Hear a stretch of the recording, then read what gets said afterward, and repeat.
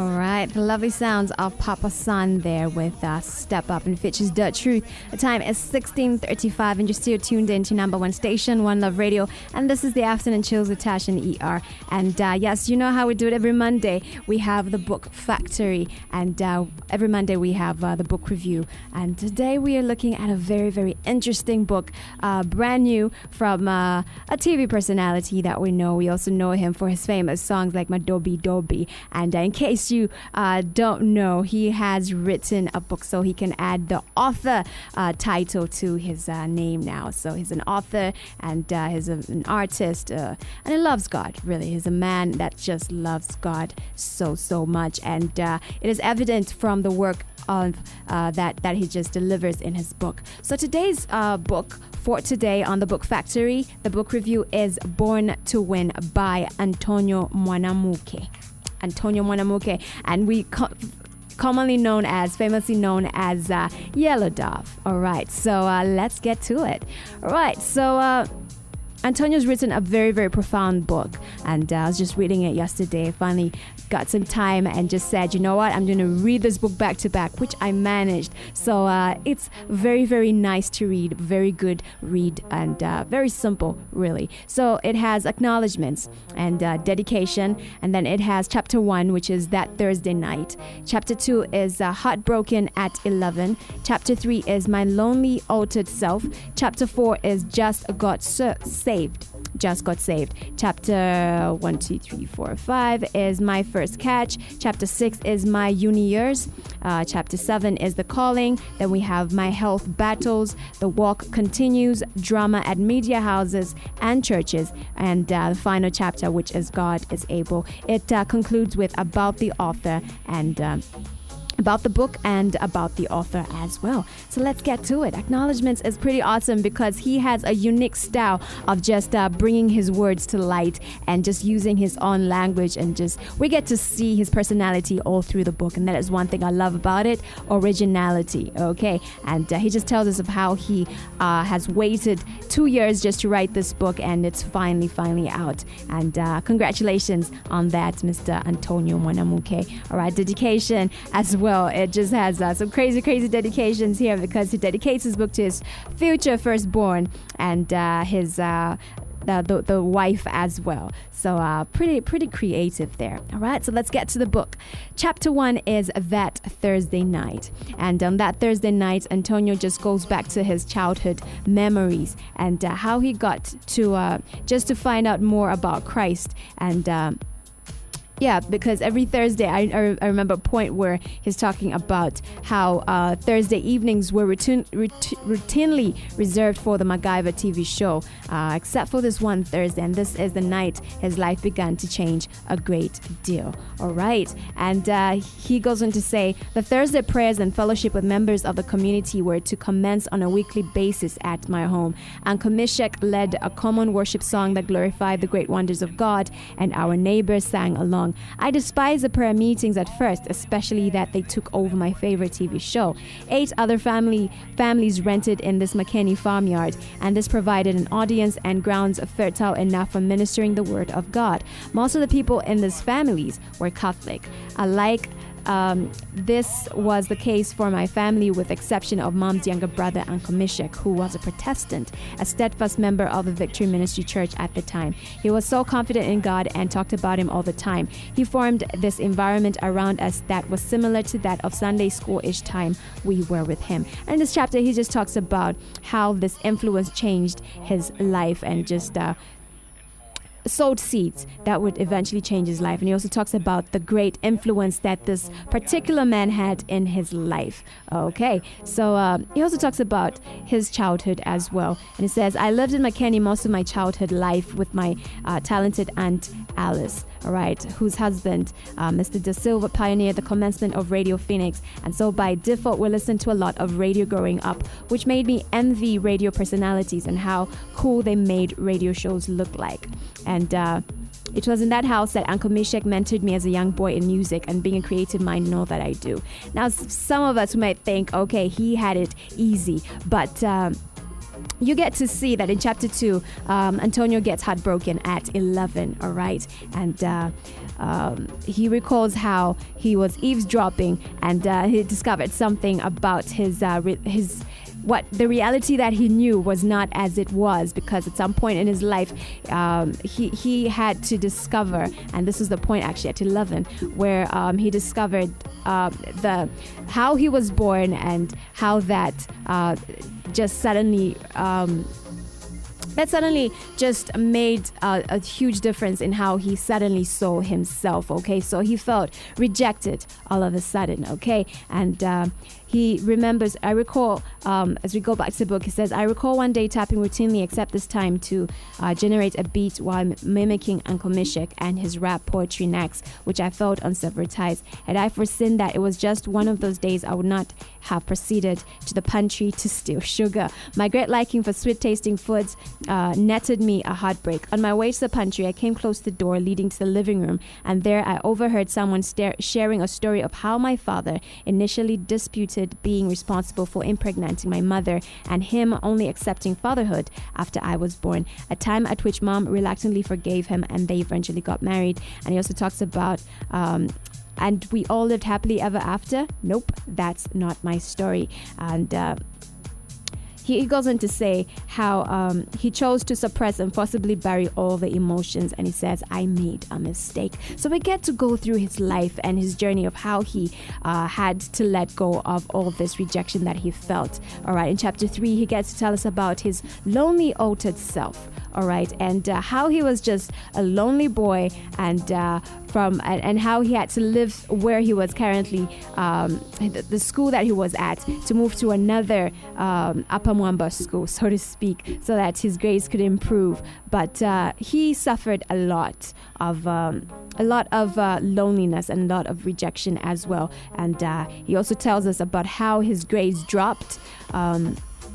But he also tells us about how the Lord Jesus came into his life, because he had apparently asthma attacks. But I'm not going to go through everything, because you won't want to buy it. All right.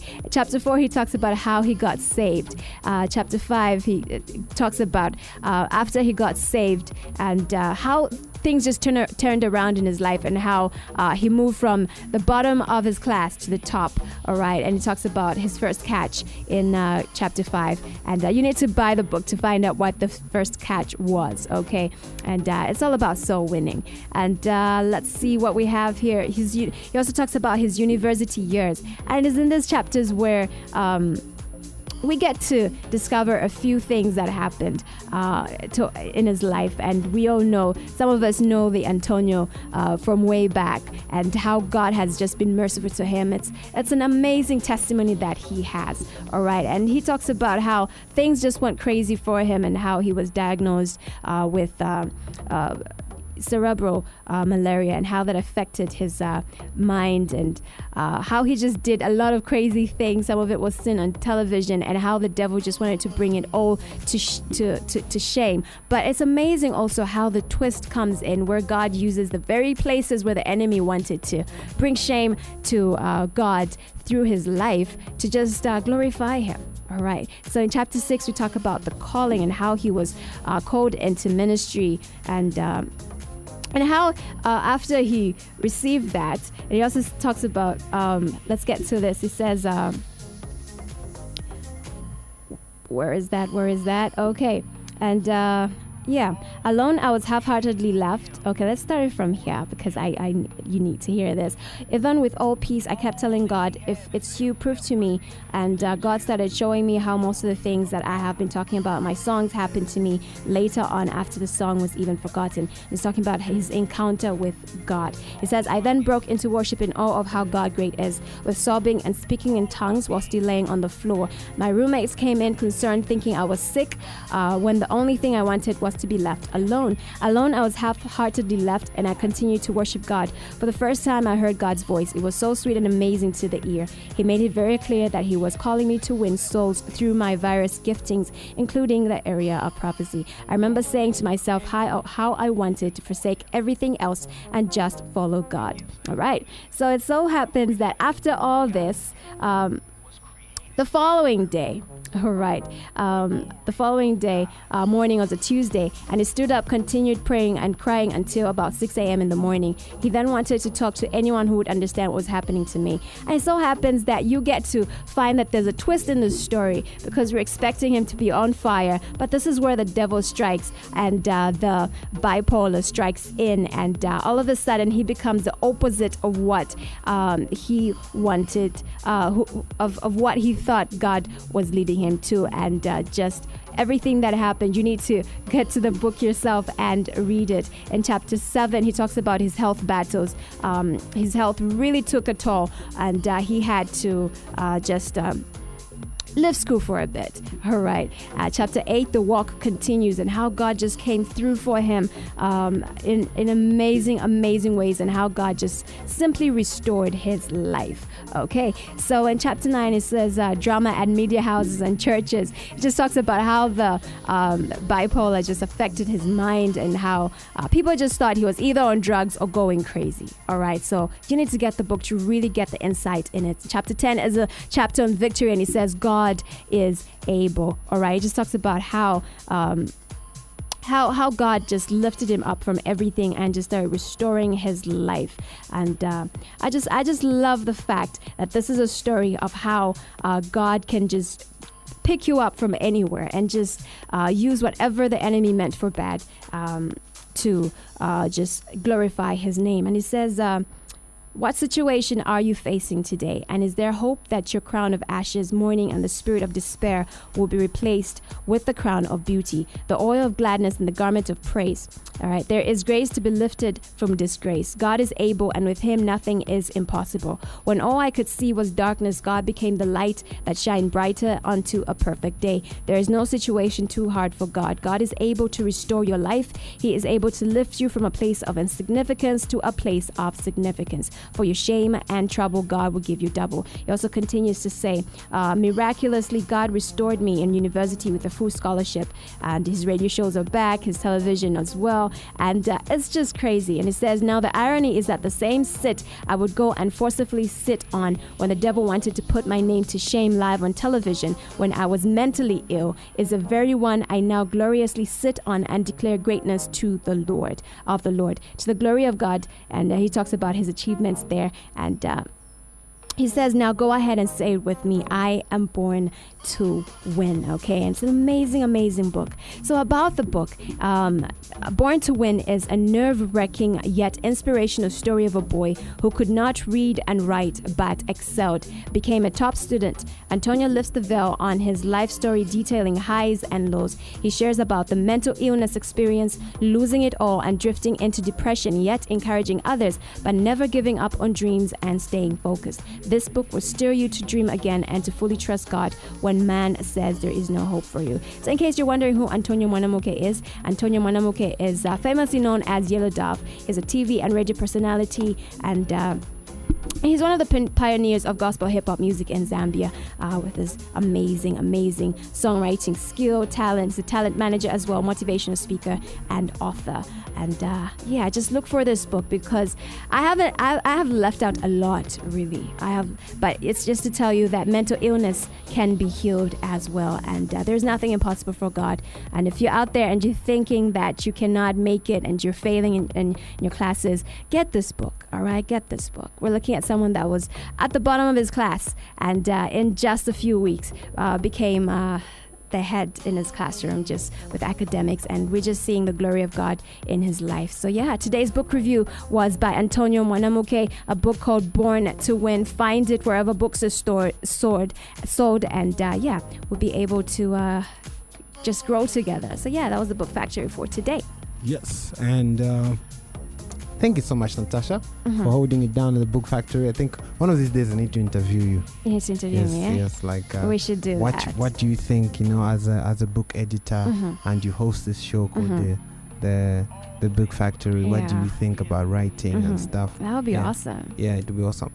But you can also come through and suggest a book or suggest a writer that you think we can host in the show by simply dialing 0977 33 60 85 or 096704 6877. If there's an author out there who's Zambian and you think the book needs to be reviewed by us, please get in touch with us and let us know, and we can follow it up. But thank you so much to every single author who's been listening to the show and who've been coming through just to bring the books. And a big shout out to Ollie Monga as well. Loving a book already. Yes. So, yes, just because you've seen the cover, loving the book already. No, I'm loving it already. How? I've browsed through it. You can tell a lot from the contents.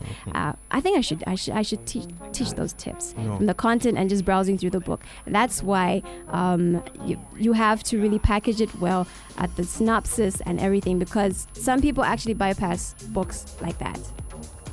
So you need to package it well. So from so far it looks good. Well, I'm not gonna say much.